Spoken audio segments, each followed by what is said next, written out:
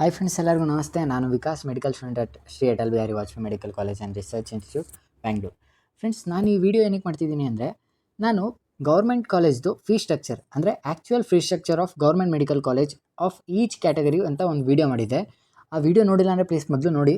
ಅದರಲ್ಲಿ ತುಂಬ ಜನ ಕಮೆಂಟ್ ಮಾಡಿ ಕೇಳಿದರು, ಲೈಕ್ ಸೇಮ್ ವೇ ಸೆಮಿ ಗೌರ್ಮೆಂಟಲ್ಲಿ ಈಗ ಆ್ಯಕ್ಚುಯಲ್ ಫೀ ಸ್ಟ್ರಕ್ಚರ್ ಏನಾಗ್ಬೋದು ಪರ್ ಇಯರ್.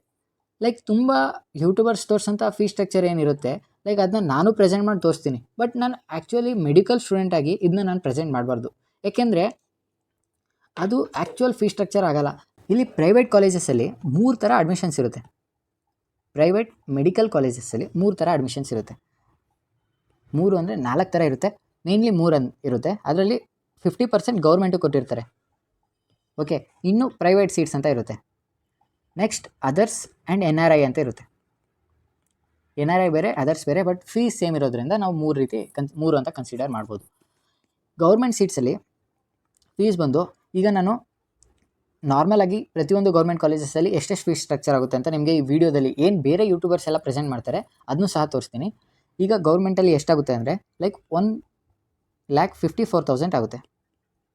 ಪ್ರೈವೇಟಲ್ಲಿ ಕಾಲೇಜ್ ಮೇಲೆ ಡಿಫರ್ ಆಗ್ತಾ ಹೋಗುತ್ತೆ. ಇದರಲ್ಲಿ like 10 lac seats, 12 lac seats, 22 lac seats, I think 4 ರೀತಿ ಫೀಸ್ ಸ್ಟ್ರಕ್ಚರ್ ಇರುತ್ತೆ. ಅದರ್ಸ್ ಮತ್ತು NRI ಅಲ್ಲಿ ಇದು ಔಟ್ಸೈಡ್ ರೆಸಿಡೆಂಟ್ಸ್ದು ಅದರ್ಸ್ ಮತ್ತು NRI ಅಂದರೆ ಮ್ಯಾನೇಜ್ಮೆಂಟ್ ಸೀಟ್ಸ್ ಎಲ್ಲ ಇದರಲ್ಲಿ ಬರುತ್ತೆ. ಇದರಲ್ಲಿ 40 lakhs per year. Okay, 40 lakhs, 25 lakhs, ಆ ರೀತಿ ಡಿಫ್ರೆಂಟ್ ಟೈಪ್ಸ್ ಆಫ್ ಸೀಟ್ಸ್ ಇರುತ್ತೆ. ಇದು ಪರ್ ಇಯರ್ ಅಂದರೆ 4 ವರ್ಷಕ್ಕೆ ಅರೌಂಡ್ 1.5 crore, 2 crore ಎಲ್ಲ ಆಗ್ತಾ ಹೋಗುತ್ತೆ. ಓಕೆ, ಇದು ಮ್ಯಾನೇಜ್ಮೆಂಟ್ ಸೀಟ್ಸು. ಈಗ ನಾವು ಈ ಪ್ರೈವೇಟ್ ಮತ್ತು ಅದರ್ಸ್ NRI ಬಗ್ಗೆ ಮಾತಾಡಲ್ಲ, ನಾವು ಗೌರ್ಮೆಂಟ್ ಬಗ್ಗೆ ಮಾತಾಡ್ತೀವಿ. ಯಾಕೆಂದರೆ ನಾವು ಮ್ಯಾಕ್ಸಿಮಮ್ ಪೀಪಲ್ ನಾವೇನು ಇಂಡಿಯಾದಲ್ಲಿ ಇದ್ದೀವಿ ಗೌರ್ಮೆಂಟ್ ಟ್ರೈ ಮಾಡ್ತೀವಿ. ಇದೆಲ್ಲ ಮ್ಯಾನೇಜ್ಮೆಂಟ್ ಎಲ್ಲ ರಿಚ್ ಪೀಪಲ್ಸ್ದು, ಸೊ ಅದು ನಮ್ಗೆ ಬೇಕಾಗಿಲ್ಲ. ಈಗ ಗೌರ್ಮೆಂಟ್ದು ನೋಡೋದಾದರೆ ಗೌರ್ಮೆಂಟ್ದು ಫೀ ಸ್ಟ್ರಕ್ಚರ್ ಇಲ್ಲಿ ಇದನ್ನ ನಾನು ಹೇಗೆ ಗ್ಯಾದರ್ ಮಾಡಿದ್ದೀನಿ ಅಂದರೆ, ಈಗ ಇದಕ್ಕೂ ಮುಂಚೆ ನಾನು ಬೇರೆ ಯೂಟ್ಯೂಬರ್ಸ್ ಏನು ಪ್ರೆಸೆಂಟ್ ಮಾಡ್ತಾರೆ ಅದನ್ನ ತೋರಿಸ್ತೀನಿ ನೋಡಿ. ಇದರಲ್ಲಿ ಪ್ರತಿಯೊಂದು ಕಾಲೇಜಸ್ದು ನೀವು ಫೀ ಸ್ಟ್ರಕ್ಚರ್ ನೋಡ್ಬೋದು. ಇದು ಬೇರೆ ಯೂಟ್ಯೂಬರ್ಸು ಪ್ರೆಸೆಂಟ್ ಮಾಡಿಬಿಡ್ತಾರೆ. ಬಟ್ ಏನಕ್ಕೆ ಇದನ್ನು ನಂಬಾರ್ದು ಅಂತ ಹೇಳಿದ್ರೆ, ಅವ್ರಿಗೆ ಅಷ್ಟು ಐಡಿಯಾ ಇರೋಲ್ಲ. ಲೈಕ್ ಅವರು ಕಾಲೇಜಿಗೆ ಜಾಯ್ನ್ ಆದಮೇಲೆ ಎಷ್ಟೆಷ್ಟು ಫೀಸ್ ಕಟ್ಟಿಸ್ಕೊಳ್ತಾರೆ ಅಂತ ಅವರು ಪ್ರೆಸೆಂಟ್ ಮಾಡೋದು KEAಗೆ ಕಟ್ಟಂಥ ಫೀಸ್ನ ಪ್ರೆಸೆಂಟ್ ಮಾಡ್ತಾರೆ. ಓಕೆ, ಬಟ್ ಆ್ಯಕ್ಚುಯಲ್ ರಿಯಲಿಸ್ಟಿಕ್ಕಾಗಿ ಹೇಳ್ಬೇಕಂದ್ರೆ ಇಷ್ಟಿರಲ್ಲ, ಫೀಸು ತುಂಬ ಜಾಸ್ತಿ ಹೋಗುತ್ತೆ. ಸೊ ಅದಕ್ಕೋಸ್ಕರ ನಾನು ಒಬ್ಬರು ನನ್ನ ಸೀನಿಯರ್ ಹತ್ರ ನಾನು ಎಲ್ಲ ಇನ್ಫಾರ್ಮೇಷನ್, ಅವ್ರು ಸೆಮಿ ಗೌರ್ಮೆಂಟಲ್ಲಿ ಓದ್ತಿರೋದು ಇಲ್ಲೇ ಬ್ಯಾಂಗ್ಳೂರಲ್ಲಿ, ಸೊ ಅವ್ರ ಹತ್ರ ಇನ್ಫಾರ್ಮೇಷನ್ನ ತಗೊಂಡು ಈ ವಿಡಿಯೋನ ಮಾಡ್ತಾಯಿದ್ದೀನಿ. ಇಲ್ಲಿ ನೋಡ್ಬೋದಲ್ವ ನೀವು, ಇದೆಲ್ಲ ಬರ್ಕೊಂಡಿದ್ದೀನಿ ಫಸ್ಟೇ, ಬರೆಯೋದಾದರೆ ಲೇಟ್ ಆಗುತ್ತೆ ಅಂತ ಹೇಳಿ, ವಿಡಿಯೋ ಲೆಂದಿ ಆಗುತ್ತೆ ಅಂತ ಹೇಳಿ. ಇಲ್ಲಿ ಏನಿರುತ್ತೆ ಅಂದರೆ KEAಗೆ 1,54,000 ಕಟ್ಟಬೇಕಾಗುತ್ತೆ. ಇದು KEAಗೆ ಏನಕ್ಕೆ ಕಟ್ಟಬೇಕು ಅಂತ ನೀವು ಕೇಳ್ಬೋದು. ಈ KEAದವರು ಕಾಲೇಜಿಗೆ ಟ್ರಾನ್ಸ್ಫರ್ ಮಾಡ್ತಾರೆ. ಓಕೆ, ನೀವೇನು ವರಿ ಮಾಡ್ಕೊಬೇಡಿ. KEA counselling body.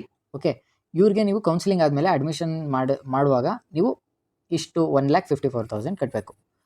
ಅದು ಅವರು ಕಾಲೇಜಿಗೆ ಸೆಂಡ್ ಮಾಡ್ಕೊತಾರೆ. ಅದಾದಮೇಲೆ ಕಾಲೇಜ್ಗೆ ಹೋಗಿ ಜಾಯ್ನ್ ಆಗುವಾಗ ನಿಮಗೆ ಡೆವಲಪ್ಮೆಂಟ್ ಫಂಡ್ ಅಂತ 1 ಲ್ಯಾಕ್ ಇಸ್ಕೊಳ್ತಾರೆ.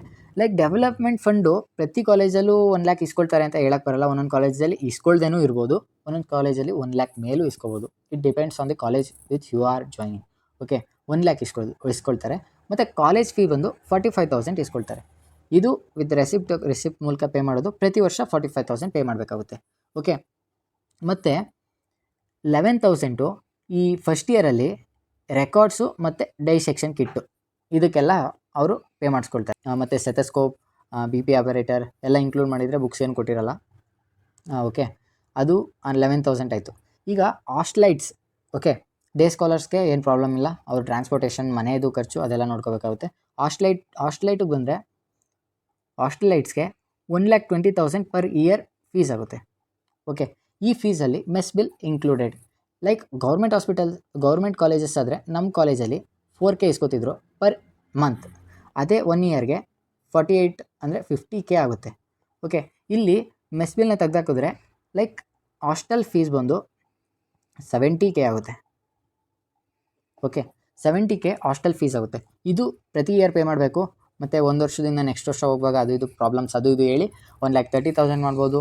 ಒಂದೊಂದು ಟೈಮಲ್ಲಿ ಕಮ್ಮಿ ಅಂತೂ ಕಾಮನ್ ಆಗಿ ಪ್ರೈವೇಟ್ ಕಾಲೇಜಲ್ಲಿ ಮಾಡಲ್ಲ, ಒಂದು ತಲೆಯಲ್ಲಿ ಇಟ್ಕೊಂಡಿರಿ.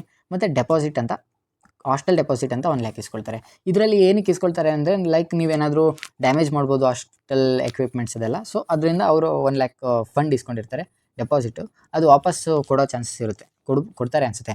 ಮತ್ತು ವಾಷಿಂಗ್ ಮಿಷಿನ್, ಇದು ಅವ್ರು ಇಟ್ಕೊಳ್ಳೋಕ್ಕೆ ವಾಷಿಂಗ್ ಮಿಷಿನ್ ಎಲ್ಲ ರೂಮಲ್ಲೆಲ್ಲ ಅಲೋ ಇರಲ್ಲ. ಲೈಕ್ ನಮ್ಮ ಕಾಲೇಜಲ್ಲೆಲ್ಲ ವಾಷಿಂಗ್ ಮಿಷಿನ್ಸು ನಾವು ಹೇಗೆ ಬೇಕು ಹಂಗೆಲ್ಲ ಮಾಡಿಫೈ ಮಾಡ್ಕೋಬೋದು ನಮ್ಮ ರೂಮ್. ಬಟ್ ಪ್ರೈವೇಟಲ್ಲಿ ಒಂದು ಸ್ವಲ್ಪ ಇದಿರುತ್ತೆ, ಅಂದರೆ ಅವ್ರು ಏನು ಮಾಡೋಕ್ಕೆ ಬಿಡಲ್ಲ. ಸೊ ಅವರು ಒಂದಷ್ಟು ಟೈಅಪ್ಸ್ನ ಮಾಡ್ಕೊಂಡಿರ್ತಾರೆ. ವಾಷಿಂಗ್ ಮಿಷಿನ್ನು ಐರನ್ ಮಾಡೋದು ಅದಕ್ಕೆಲ್ಲ, ಅದೆಲ್ಲ ಒಂದಷ್ಟು ಸ್ಮಾಲ್ ಅಮೌಂಟ್ ಆಫ್ ಮನಿ ಆಗುತ್ತೆ. ಮತ್ತು RGHS ಫೀಸ್, ಓಕೆ, RGHS ಅಂದರೆ ಎಕ್ಸಾಮ್ ಫೀಸ್. ಓಕೆ, ಇದು ಗೌರ್ಮೆಂಟಲ್ಲೂ ಇಸ್ಕೊಳ್ತಾರೆ. ಲೈಕ್ ಗೌರ್ಮೆಂಟಲ್ಲಿ ಸ್ಟಾರ್ಟಿಂಗೆಲ್ಲ ಇಸ್ಕೊಂಡಿರ್ತಾರೆ. ಸೊ ಪ್ರೈವೇಟಲ್ಲಿ ಎಕ್ಸಾಮ್ಗೂ ಮುಂಚೆ 3rd ಇಂಟರ್ನಲ್ಸ್ ಆದಮೇಲೆ ಫೈನಲ್ ಯೂನಿವರ್ಸಿಟಿ ಎಕ್ಸಾಮ್ಗೂ ಮುಂಚೆ ಇಸ್ಕೊಳ್ತಾರೆ. ಓಕೆ, ಅದು ಎಲ್ಲ ಒಂದು ಮ್ಯಾಕ್ಸಿಮಮ್ ಟು ಮ್ಯಾಕ್ಸಿಮಮ್ 3,000-4,000 ಆಗ್ಬೋದು ಅನಿಸುತ್ತೆ. ನಾನು ಮ್ಯಾಕ್ಸಿಮಮ್ ಹೇಳ್ತಿದ್ದೀನಿ, ನಂಗೆ ಐಡಿಯಾ ಇಲ್ಲ, ಬಟ್ ಕಮ್ಮಿ ಆಗುತ್ತೆ. ಓಕೆ, ಈಗ ಫೈನಲ್ ರೌಂಡ್ ಆಫ್ ಮಾಡೋದಾದರೆ ಇದು KA ಫೀಸಾ 1,54,000 ಇದು ಡೆಪಾಸಿಟಾ ಅಂದರೆ ಫಂಡು. ಇದು ಕಾಲೇಜ್ ಫೀಸಾ, ಕಾಲೇಜ್ ಫೀಸ್. ನೆಕ್ಸ್ಟ್ ಇದು ಫಸ್ಟ್ ಇಯರ್ ಇಸ್ಕೊಳ್ತಾರೆ. Second year it may change, like ರೆಕಾರ್ಡ್ಗೆ ಒಂದು ಸ್ವಲ್ಪ ದುಡ್ಡು ಚೇಂಜ್ ಆಗುತ್ತೆ. ಸೊ ಅದರಿಂದ ಸೆಕೆಂಡ್ ಇಯರ್ ಏನಾಗುತ್ತೆ ಅದು ಇದನ್ನ ನಾವು ಸೆಕೆಂಡ್ ಇಯರ್ ಇಟ್ಕೊಳಕ್ಕಾಗಲ್ಲ. ಮತ್ತು ಫಂಡ್ ಅಷ್ಟೇ, ಇದು ಫಸ್ಟ್ ಇಯರ್ ಅಷ್ಟೇ ಇಸ್ಕೊಳ್ಬೋದು. ಮತ್ತು ಹಾಸ್ಟೆಲ್ದು ಇದಂತೂ ಪಕ್ಕ ಇಸ್ಕೊಳ್ತಾರೆ. ಇದು ಹಾಸ್ಟೆಲ್, ಇದು ಹಾಸ್ಟೆಲ್ ಫಂಡ್, ಇದು ಅಂದರೆ ಡೆಪಾಸಿಟ್. ಈಗ ಟೋಟಲ್ ಫೀಸ್ ಬಂದು 5,30,000 ಆಗುತ್ತೆ. ನೀವು ಥಿಂಕ್ ಮಾಡಿದ್ರಾ? ಲೈಕ್ 1.5 ಮುಗಿದೋಗುತ್ತೆ ಅಂತ ನೀವೇನು ಥಿಂಕ್ ಮಾಡಿದ್ರಿ, ಅದೆಲ್ಲ ತಪ್ಪು. ಆಲ್ಮೋಸ್ಟ್ 5,30,000 ಆಗುತ್ತೆ. ಏನಾದರೂ ನೀವು ಬೆಂಗಳೂರಲ್ಲೆಲ್ಲ ನೀವು ಕಾಲೇಜ್ ತೊಗೋತೀರಾ ಅಂದರೆ ಲೈಕ್ ಅರೌಂಡ್ 6 ಲ್ಯಾಕ್ ಆಗುತ್ತೆ. ಲೈಕ್ ನೀವು ತುಂಬ ರಿಚ್ ಇದ್ರೆ ಅಷ್ಟೇ ಸೆಮಿ ಗೌರ್ಮೆಂಟ್ಗೆ ಹೋಗೋಕ್ಕೆ ಸಾಧ್ಯ. ಲೈಕ್ ನಾರ್ಮಲ್ ಆ್ಯಾವ್ರೇಜ್ ಫ್ಯಾಮಿಲಿ ಆದರೆ ಪ್ಲೀಸ್ ಹೋಗಬೇಡಿ, ಸರಿಯಾಗಿ ದುಡ್ಡು ಕಿತ್ತಾಕ್ಬಿಡ್ತಾರೆ. ಸೆಕೆಂಡ್ ಇಯರಿಂದ ಒಂದು ಸ್ವಲ್ಪ ಫೀಸ್ ಕಮ್ಮಿ ಆಗುತ್ತೆ, ಲೈಕ್ ಫಂಡ್ಸ್ ಎಲ್ಲ ಕ್ಯಾನ್ಸಲ್ ಆಗುತ್ತಲ್ಲ. ಸೊ ಒಂದು 3 ಲ್ಯಾಕ್ಸಲ್ಲಿ ಮುಗ್ದೋಗುತ್ತೆ ಸೆಕೆಂಡ್ ಇಯರು. ಫಸ್ಟ್ ಇಯರ್ ಒಂದು 3 to 3.5 ಆಗ್ಬೋದು. ಫಸ್ಟ್ ಇಯರ್ ಒಂದು 5.5 ಅಂತ ಇಟ್ಕೊಂಡ್ರು, ಸೆಕೆಂಡ್ ಇಯರಿಂದ 3.5 ಆಗುತ್ತೆ. 4 ಇಯರ್ಸ್ಗೆ 3.7, 14, 15, 16 ಅರೌಂಡ್ 20 ಒಳಗಡೆ ಆಗುತ್ತೆ ಒಟ್ಟಿನಲ್ಲಿ. ಓಕೆ, ಇಷ್ಟು ಇನ್ಫಾರ್ಮೇಷನ್ ನಾನು ಗ್ಯಾದರ್ ಮಾಡಿದ್ದೆ ಲೈಕ್ ಸೆಮಿ ಗೌರ್ಮೆಂಟ್ ಬಗ್ಗೆ ನೀವು ವೀಡಿಯೋ ಕೇಳಿದ್ಕೆ. So thank you for watching. ನಿಮ್ಗೆ ಈ ವಿಡಿಯೋ ಇಷ್ಟ ಆಗಿದೆ ಅಂದರೆ ಜೆನ್ಯೂನ್ ಕಂಟೆಂಟ್ ಅಂತ ನಿಮಗೆ ಅನಿಸಿದ್ರೆ ನೀವು ಕೇಳ್ಕೊಳ್ಳಿ. ನಿಮ್ಮದು ಯಾರಾದರೂ ಸೀನಿಯರ್ಸು ಇಲ್ಲ ಯಾರಾದರೂ ಪರಿಚಯ ಇರೋರು ಸೆಮಿ ಗೌರ್ಮೆಂಟಲ್ಲಿ ಓದ್ತಿದ್ರೆ ಈವನ್ ಅವರು ಅದನ್ನೇ ಹೇಳೋದು. ಸೊ ಇಷ್ಟ ಆಯಿತು ಅಂದರೆ ಪ್ಲೀಸ್ ಲೈಕ್ ಮಾಡಿ, ವಿಡಿಯೋನ ಶೇರ್ ಮಾಡಿ ಪ್ರತಿಯೊಬ್ಬರಿಗೂ. ಅಂದರೆ ಸಬ್ಸ್ಕ್ರೈಬ್ ಆಗಿಲ್ಲ ಅಂದರೆ ಪ್ಲೀಸ್ ಸಬ್ಸ್ಕ್ರೈಬ್ ಮಾಡ್ಕೊಳ್ಳಿ. ಸಬ್ಸ್ಕ್ರೈಬ್ ಆಗೋದು ಮಾತ್ರ ಮರಿಬೇಕು ಹೋಗಬೇಡಿ. Thank you for watching. Okay, bye, good night.